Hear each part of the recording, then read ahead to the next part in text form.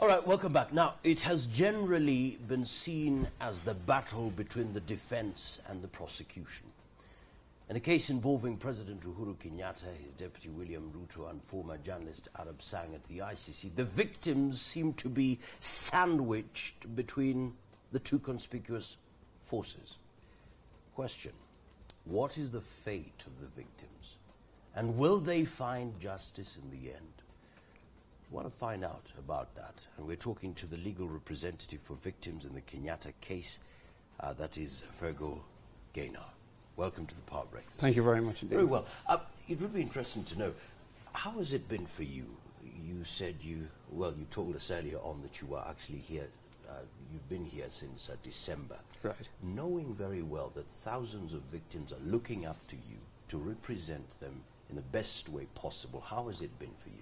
Well, it's been a privilege, frankly. I think it's a very important job to put forth the views and concerns of the victims to the court.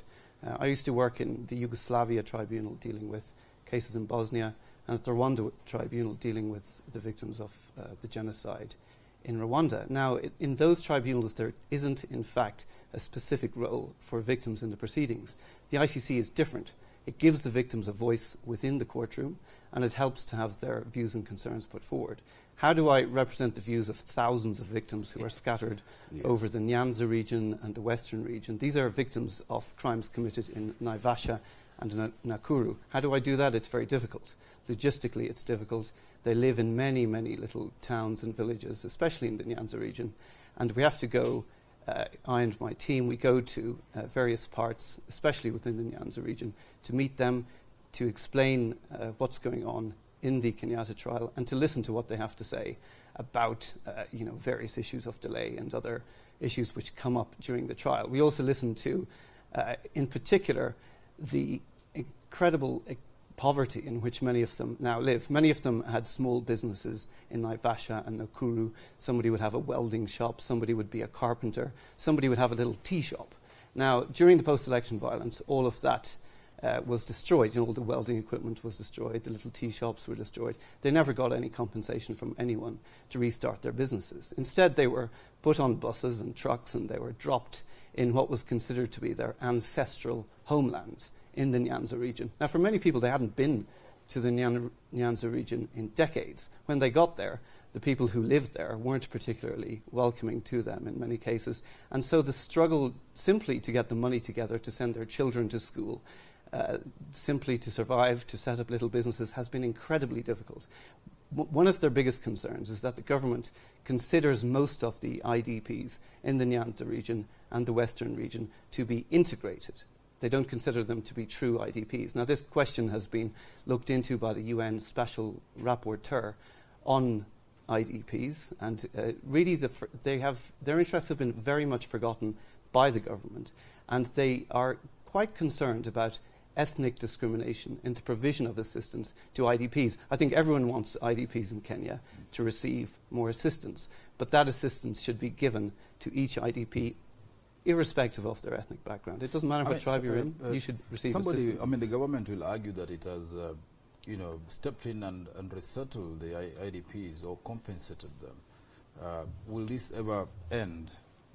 Yeah, I think the victims in the Nyanza region and the Western region are certainly aware of the payments of 400,000 shillings to certain IDPs. And I think the IDPs who received that assistance, some of them are Mau Forest evictees. They're not actually post-election violence victims. And I think all of us, nobody can reasonably suggest that an IDP should not receive assistance from the government.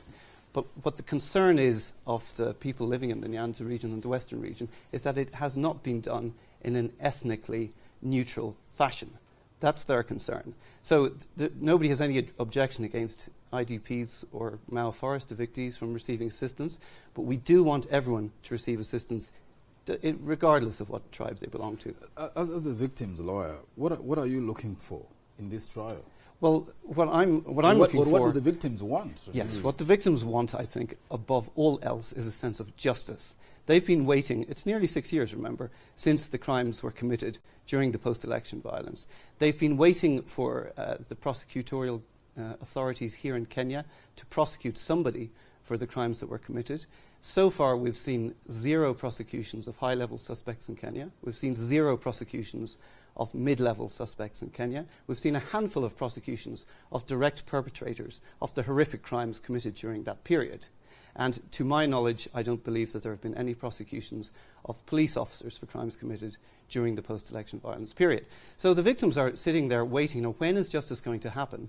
It's been 2.5 years since we received assurances. So maybe you may just wish to describe what constitutes justice in this case. There's restorative justice and there's retributive justice. Has the restorative part been accomplished by the government paying out resettlement to the IDPs? The victims have reported to me it most certainly has not been accomplished. Some of the victims that I've spoken to received one payment of 10,000 shillings.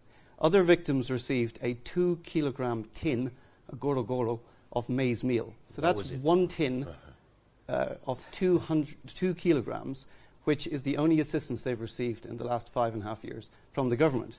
Many others have actually said they didn't even get that 2-kilogram tin. They received nothing from the government, partly because the government considered that many of the IDPs, as I mentioned earlier, they consider to be integrated into their communities, which isn't truly the sense. They really are IDPs. They're not living in camps. They're living in one-room shacks where they've managed to get together the money to pay the rent. Some of them are thrown out of these little shacks because they simply can't afford to get money to survive. They certainly can't afford to get money to send their children to school. Now, another thing that the victims are concerned about is that everyone has forgotten the brutality of the crimes committed during the post-election violence. We've all been incredibly shocked by what happened at Westgate, but I think the sense of shock about what happened during the post-election violence has really worn off. People have forgotten that men were beheaded because of the tribes that they belonged to. Human heads were put on sticks. Mungiki gangs would run around with sticks, holding human heads on the top to terrorize people. I spoke to one woman. She had just given birth to a child. The child was 2 days old. She was forced to flee down a road carrying the child. A man came and took a panga and managed to touch the child. Didn't kill the child, but did injure the child with a panga. Now keep in mind, this wasn't a 2-year-old child or a 2-month-old child. This was a 2-day-old child.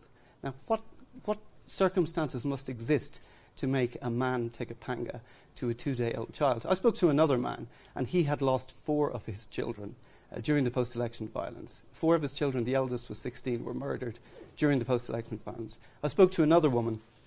She was raped by 4 men in succession.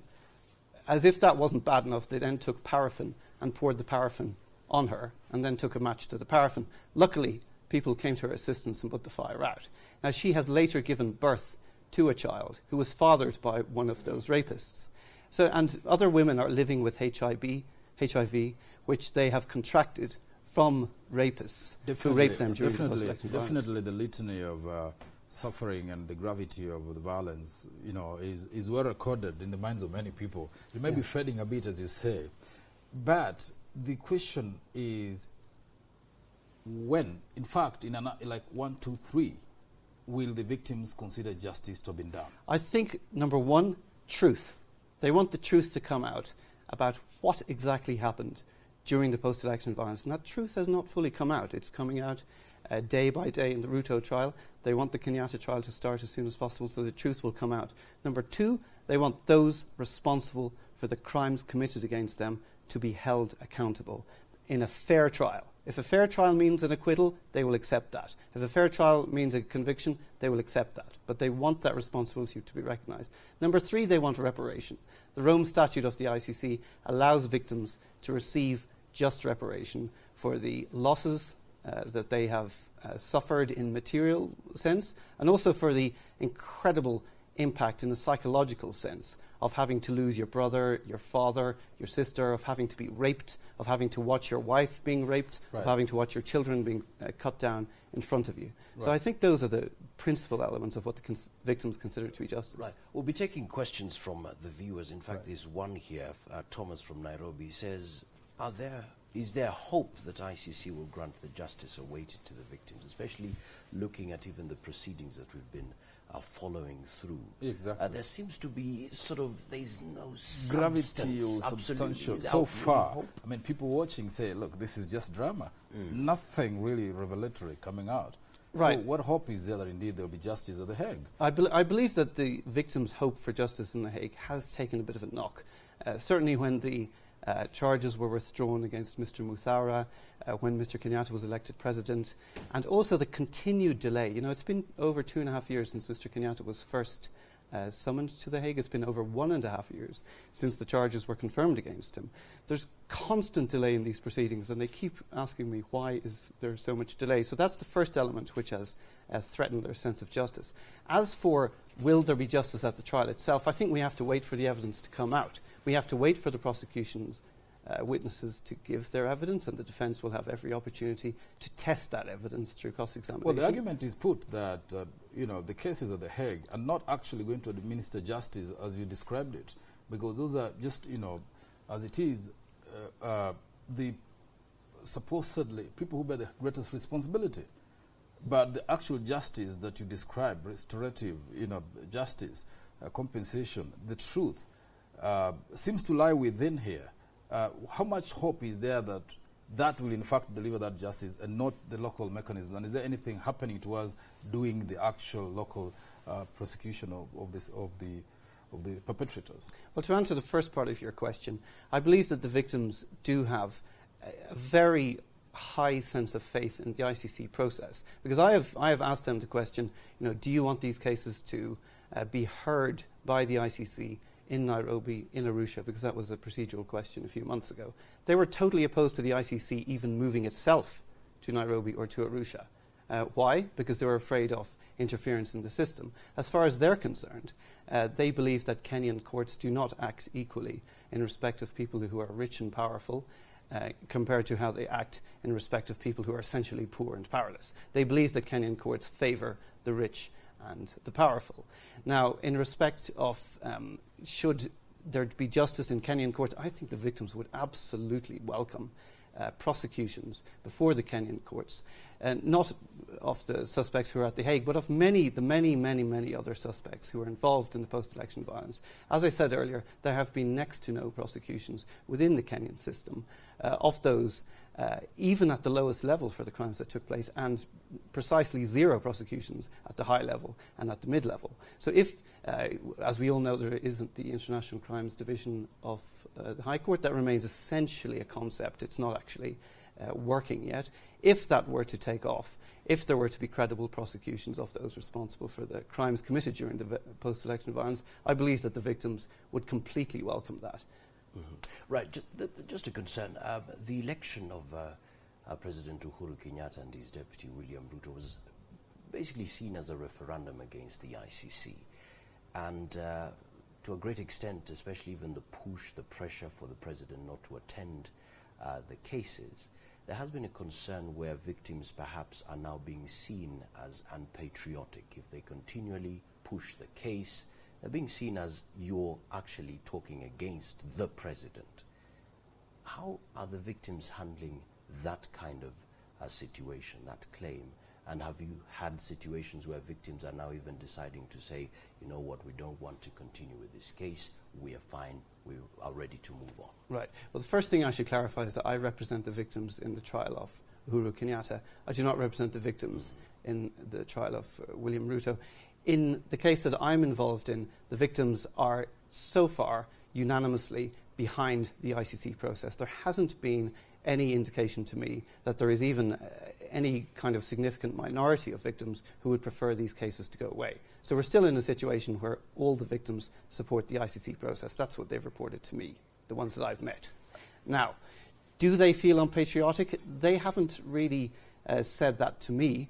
They consider that those who committed the crimes against them were in fact unpatriotic. They were acting in a way which disgraced the country, and they believe that that is the lack of patriotism. They believe that every accused person standing trial at the ICC or anywhere else should be treated the same. It doesn't matter if you're a bus driver, a farmer, a TV presenter, a lawyer, a president, you should be treated equally. And that guarantee of equality exists within the statute of the ICC itself. So the victims want to see some teeth put on that guarantee of equality. It doesn't matter who you are. If you're an accused person, you should receive exactly the same rights as every other accused person.